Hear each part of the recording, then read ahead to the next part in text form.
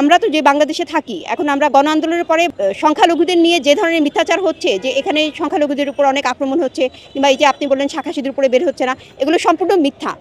হ্যাঁ, এগুলো আসলে প্রচার হচ্ছে, অনেক ধরনের প্রোপাগান্ডা হচ্ছে, তো এর মধ্যে অনেক ধরনের প্রচার হচ্ছে, অপপ্রচারও হচ্ছে। এটা ভারত তো নিজেই একটা সাম্প্রদায়িক দেশ। এখন এটা তো আমি যদি বলি, এটা আমি কেন, এটা সবাই জানে, ভারত নিজেই একটা সাম্প্রদায়িক দেশ। জাতিভেদের যেই জায়গাটা, জাতিভেদ, তাদের নিজেদের যে কাস্ট সিস্টেম, সেই কাস্ট সিস্টেমের জায়গাতেও তারা পরিষ্কার নয়। তাদের যে কাস্ট সিস্টেম, সেটাই তো একটা মানে বৈষম্যমূলক একটা জায়গা।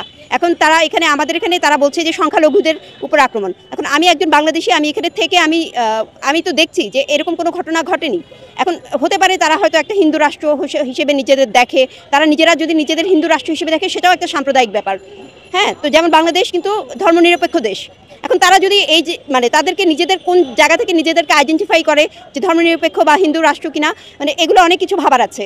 এই গণ আন্দোলনের আগে আমরা দেখেছি বাংলাদেশ একটা